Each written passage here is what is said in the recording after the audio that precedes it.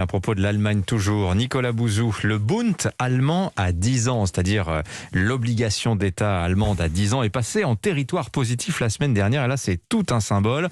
Ça a l'air technique comme ça mais ça ne l'est pas tant que cela.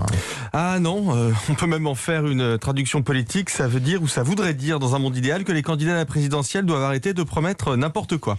Alors en fait ce qu'il faut bien comprendre c'est que pendant longtemps les taux d'intérêt ont été négatifs, ça veut dire que quand l'État s'endettait, eh bien il gagnait de l'argent.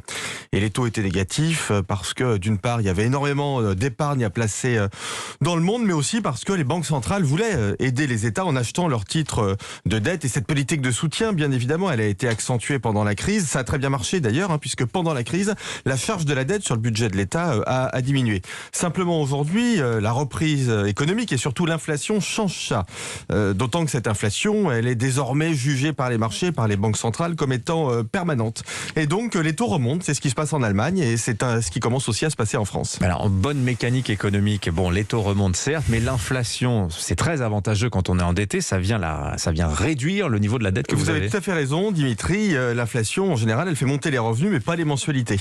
Donc c'est bon pour les agents économiques comme les États qui sont endettés. Mais deux nuances. D'abord, les taux d'intérêt, on les maîtrise pas complètement, les taux d'intérêt de long terme, ils peuvent monter très vite. Une fois que c'est parti, ça peut devenir incontrôlable. L'économie, c'est pas du pilotage de précision, on ne maîtrise pas tout. Et puis ensuite, les taux augmentent parce que la Banque centrale, elle diminue son soutien à nos économies. La BCE achète de moins en moins de titres des États des pays de la zone euro. Ça veut dire que la planche à billets, elle va progressivement arrêter de fonctionner pour nous prêter de l'argent. On va revenir dans un environnement financier normal où pour s'endetter dans de bonnes conditions, il faudra être crédible, c'est-à-dire sérieux. Bon, c'est peut-être fini l'argent magique. Et quel effet ça peut avoir sur la campagne ? Alors, en principe, ça devrait amener les candidats à arrêter de promettre n'importe quoi. Mais là, je suis en effet dans un monde idéal. Quand je vois qu'Anne Hidalgo veut offrir 5 000 € à chaque jeune de 18 ans, pourquoi pas, très bien. Marine Le Pen veut nationaliser les autoroutes, comme si c'était vraiment une urgence pour la France. Et même le président de la République, faut bien le dire, fait quand même campagne avec le carnet de chèques de l'État. Et bien tout ça est très inquiétant. La vérité, Dimitri, c'est qu'à ce stade, aucun candidat n'a un programme présidentiel sérieusement financé. Et cela fait courir un risque à la France. Pensez-y avant d'aller voter.